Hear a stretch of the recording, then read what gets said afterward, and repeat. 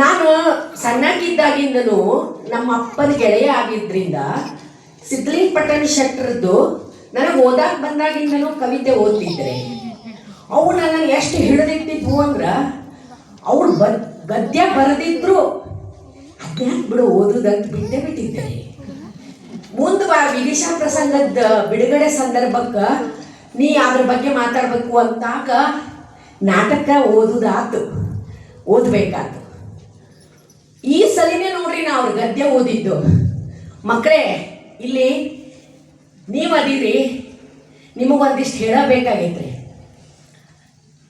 ಈ ಮನುಷ್ಯನ ಗದ್ಯ ಓದಿದ ಮೇಲೆ ಖರೇನೆ ಒಂದು ನಮೂನಿ ದಿಗಲ್ ಬಡ್ದಂಗ ಆಗ್ಬಿಡ್ತ್ರಿ.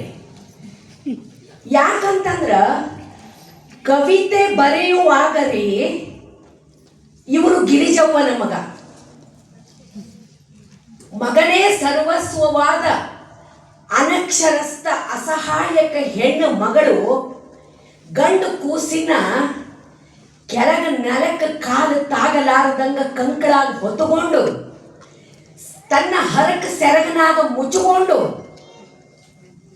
ಲೋಕದ ಕಣ್ಣು ಬಡಿಲಾರದಂಗ ಲೋಕ ಇವನ ಕಣ್ಣಿಗೆ ಹರಕ ಸೀರ್ಯಾಗನ ಕಾಣುವಂಗ ಅಡ್ಡಾಡುವ ಕೂಸು ಗಿರಿಜವ್ವನ ಮಗ.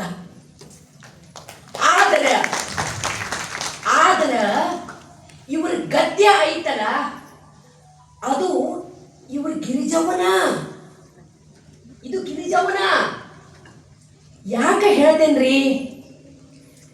ತಾಯ್ತನ ಗಂಡಿಂದು ಅಲ್ಲ, ಹೆಣ್ಣಿಂದು ಅಲ್ಲ.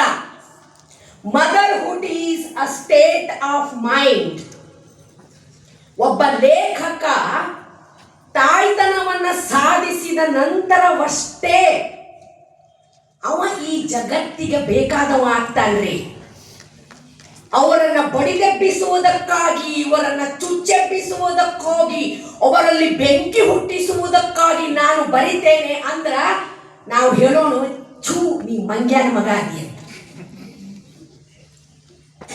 ನಮ್ಮ ಎದೆಯೊಳಗ ವಾತ್ಸಲ್ಯ ಉಕ್ಕಿ ಹರಿದು, ನಮ್ಮ ಬೆನ್ನೊಳಗ ಮಮತೆ ತುಂಬಿ ಇಳಿದು, ನಾವು ಕಕ್ಕುಲಾತಿಯಿಂದ ಅಕ್ಷರ ಬರಿತೇವಲ್ರಿ, ಅವಾಗನ ರೀ ನಾವು ಖರೆ ಒಂದು ಈಟಾರು ಸಾಹಿತ್ಯ ಆಗಾಕ ಚಾಲು ಮಾಡ್ತೇವೆ.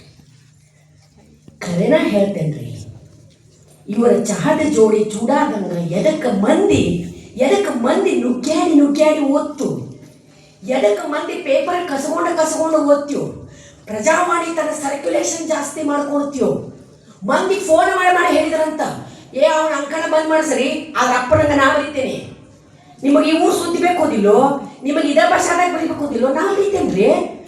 ಕಿರಿಯರು ಹೇಳಿದ್ರಂತ ಮಂದಿ ಜಿಗದಾಡಿ ಹೇಳ್ತಂತ ಈ ಅಂಕಣ ಬಂದ್ ಮಾಡಿಸ್ಬೇಕಂತ ಮಂದಿ ಬಿಡದ ಇರ್ತೀರಿ. ಯಾಕ್ರಿ ಇದ್ದಿತ್ತು ಅದನ್ನು ಓದ್ಬೇಕ್ರಿ. ಅವರು ಆ ಚಹದ ಜೋಡಿ ಆ ಪರಿ ಬರ್ದಾರಲ್ಲ, ಅವ್ರದ್ದು ಪ್ರಜಾವಾಣಿಗೆ ಬರುವುದು ನಾವು ಹಂಗ ಒಂದು ಅಂಕಣ ಬಿಡೋದು ಚಹದ ಜೋಡಿ ಆ ಹೆಸರು ಮಾರಿ ಒಂದು ನಮೂನಿ ಹವಾ ಮನೆಗೆ ಕಾಣ್ತಿತ್ತು, ಅದಕ್ಕೆ ಮಂದಿ ಓದ್ತಾರಂತ. ಇಲ್ರಿ, ಅದು ಈ ಬುಕ್ಕಾಗಿ ಬಂದೈತಲ್ಲ, ಈ ಪೀಳಿಗೆ ಈ ಮುದ್ದು ಮಕ್ಕಳದಾರಲ್ಲ ಇವ್ರು ಖರೇನೆ ಖುದ್ದು ಓದ್ಬೇಕ್ರಿ. ಅದನ್ನ ಯಾಕೆ ಹೇಳ್ತೇನಂದ್ರ, ಅವರು ಆ ಅಂಕಣದಾಗ ಏನು ಬರದಾರ ಅನ್ನೋಕ್ಕಿಂತ ಏನು ಬಿಟ್ಟಾರ ಅನ್ನೋದು ಸುಲಭ ಆಕೈತಿ. ಒಂದು ಹಿಡ್ಕೋತಾರ, ಒಂದು ಫಂಕ್ಷನಿಗೆ ಹೋಗ್ತಾರ್ರಿ, ಹಿಂಗೆ ಕೂಡ್ತಾರ, ಇಂಥವರು ಮಾತಾಡಿದರು, ಅಧ್ಯಕ್ಷತೆ ವಹಿಸಿದರು, ಸೊಳ್ಳು ಸಪ್ತ ಮೈಯ ಬಟ್ಟ. ಅದನ್ನು ತಗೊಂಡು ಬರೀಲಿಕ್ಕೆ ಹೋದಾಗ ಈ ಮನುಷ್ಯ ತನ್ನ ಅನುಭವ ಸಾಂದ್ರತೆಯಿಂದ, ತನ್ನ ಸಾಹಿತ್ಯದ ಪ್ರೀತಿಯಿಂದ, ತನ್ನ ಖಡಾಖಂಡಿತ ನಿಲುವಿನಿಂದ ಅದ್ರೊಳಗ ಅವರ ವ್ಯಕ್ತಿತ್ವವ ಸಾರವನ್ನ ಸತ್ವವನ್ನ ಬಸಿದು ಇಟ್ಟು ಬಿಡ್ತಾರೆ. ಒಂದು ಸಣ್ಣ ಉದಾಹರಣೆ ಕೊಡ್ಬೇಕಂದ್ರ, ಅವರು ರನ್ನ ಪ್ರಶಸ್ತಿಯನ್ನು ಪಡೆದ ಕಮಲಾ ಹಂಪಾನವರ ಫಂಕ್ಷನಿಗೆ ಹೋಗ್ತಾರೆ.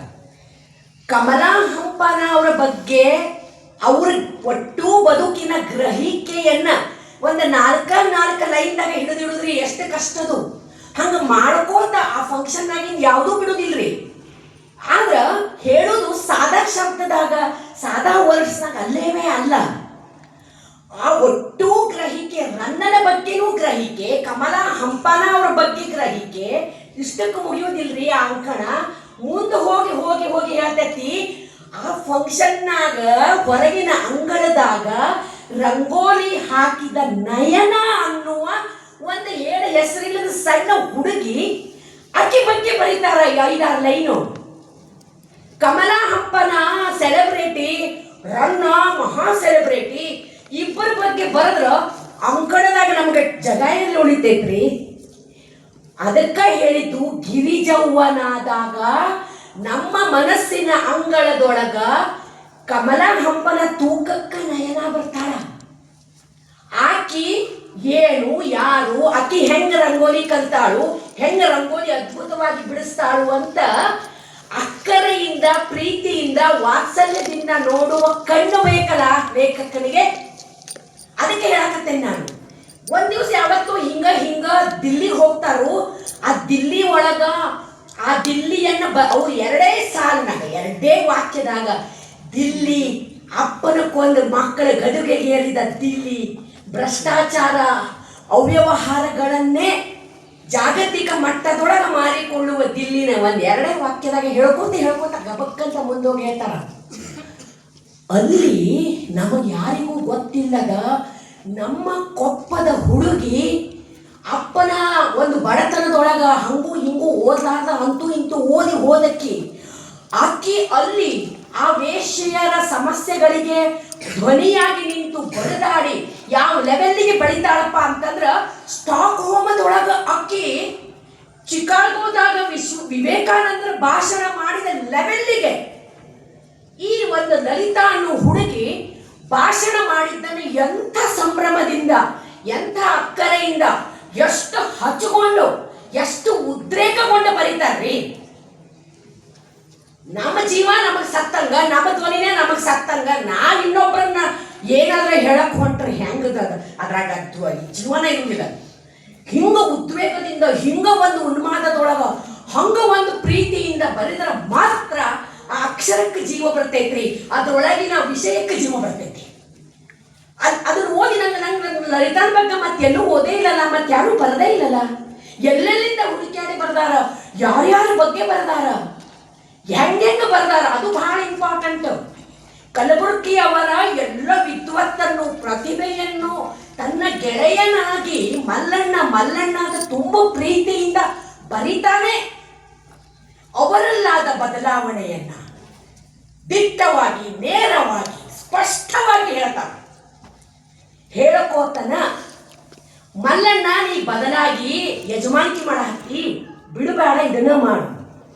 ಮಂದಿಗೆ ಖುಷಿ ಆಗೋ ಹಂಗ ನೀ ಯಾಕೆ ಬದಲಾಕಿಯೋ? ಮಂದಿಗೆ ಬೇಸರ ಆದ್ರೂ ಚಿಂತಿಲ್ಲ, ನೀ ನಿನ್ನಂಗ ಇರು, ನಿನ್ನಂಗ ಇರೋನೊಬ್ಬ ಬೇಕಾಗ್ಯಾನ ಅಂತ ಬರೆಯುವಷ್ಟು ಆ ಕಾಲದ ಮಂದಿಯನ್ನ ಆಯಾ ಸಂದರ್ಭಕ್ಕೆ ಅರ್ಥ ಮಾಡಿಕೊಂಡು ಹಂಗ ಅವರನ್ನ ಎದೆಗಿಳಿಸಿಕೊಂಡು ಹಂಗ ಅವರನ್ನ ಉದ್ದೇಶಿಸಿ ಬರೆಯುವ ಈ ಕಾಲಕ್ಕೂ ಅದನ್ನ ಉಲ್ಲೇಖಿಸಿ ಅದನ್ನ ಸ್ಪಷ್ಟೀಕರಿಸಿ ಬರೆಯೋರು ಇನ್ನೊಬ್ರು ಎಲ್ಲಿ ಸಿಗ್ತಾರ್ರಿ? ನಾವು ಬರೆದ್ರೆ ಮಂದಿ ಮಕ್ಕ ಸ್ವಟ್ಟು ಮಾಡ್ತೈತಿ ಅಂತ ಒಂದಿಷ್ಟು ಮಂದಿ ಬಿಡ್ತೇವಿ. ನಾವು ಬರೆದ್ರೆ ಇವ್ರು ಯಾಕೆ ಚಪ್ಪಾಳಿನೇ ಹೊಡೆಯಂಗಿಲ್ಲಲ್ಲ ಅಂತ ಒಂದಿಷ್ಟು ಮಂದಿ ಬಿಡ್ತೇವಿ. ನೀವೇನಾರ ಮಾಡ್ಕೊಳ್ರಿ, ಅದು ನಿಮ್ಮ ಪ್ರಾಬ್ಲಮ್. ನನಗೆ ಹೇಳೋದೈತಿ ನಾ ಹೇಳ್ತೇನೆ, ನನಗೆ ಬರೆಯೋದೈತಿ ನಾ ಬರೀತೇನೆ, ನೀವೇನ್ ಮಾಡ್ತೀರಿ ಬಿಡ್ತೀರಿ ನಿಮ್ಮದದು ಅಂತ ಬರೆದಾಗ ಇವತ್ತಿಗೂ ಈ ವಯಸ್ಸಿಗೂ ಈ ಸ್ಥಿತಿಯಲ್ಲೂ ಅಷ್ಟು ಪ್ರೀತಿಯಿಂದ ಒಬ್ಬ ಲೇಖಕ ಬರೀಲಿಕ್ಕೆ ಸಾಧ್ಯ. ಅಂತಹ ಬದ್ಧತೆ, ಪ್ರೀತಿ, ಅಕ್ಷರದ ಕುರಿತಾದ ಪ್ರೀತಿ, ನನ್ನೊಳಗಿನ ನೆನಪಿನ ಬಗ್ಗೆ ನನಗಿರುವ ಪ್ರೀತಿ, ಅದು ಮಾತ್ರ ಗದ್ಯವನ್ನ ಪದ್ಯವಾಗಿಸ್ತದೆ. ಗದ್ಯವನ್ನ ನಮಗೆ ಹುಚ್ಚು ಹಿಡಿಸುವ ಮಟ್ಟಕ್ಕೆ ತಗೊಂಡು ಹೋಗ್ತೈತಿ. ಓದ್ದವಂಗ ಇದು ಗದ್ಯೋ ಇದು ಪದ್ಯೋ ಇದು ಏನಂತ ತಿಳಿಲಾರ್ದಂಗ ಮಾಡ್ಬಿಡ್ತೈತಿ. ಒಂದು ಕಥಾ ಸಂಕಲನ ಖರೆ ಹೇಳ್ತೇನ್ರಿ, 2-3 ಕತೆ ಓದಕ್ಕೆ ಹೆದರಿ ಮುಚ್ಚಿಟ್ಟೇನೆ. ಖರೇನ ಹೇಳಾಕತ್ತೇನೆ. ಯಾಕಂದ್ರ ಒಂದು ವೇಳೆ ನಾ ಅದನ್ನ ಪೂರಾ ಓದಿಕೊಂಡಿದ್ರೆ ಇವತ್ತು ಬ್ಯಾರೆ ಮಾತ ನನ್ನ ಬಾಯಿಂದ ಬರ್ತಿದ್ದಿಲ್ರಿ. ಇದು ಆ ಕಥೆಗಳಾಗಿರುವಂತ ಅದ್ಭುತ ಶಕ್ತಿ. ಯಾಕಂದ್ರ ಅವರು ಏನು ಕಂಡುಂಡಾರಲ್ಲ, ಅವರೊಳಗೆ ಯಾವ್ಯಾವ್ದು ಪಾತ್ರವಾಗಿ ಇಳಿದಿರ್ತಲ್ಲ ಅದನ್ನು ಬಿಡುವ ಮೀಸಾಗೆ ಬರೆದ್ಬಿಟ್ಟಾರ. ಆ ಪಾತ್ರಗಳು ಏನು ಅನ್ಕೋತಾವು, ಆ ಕಥೆಯನ್ನ ಜನ ಹೇಗೆ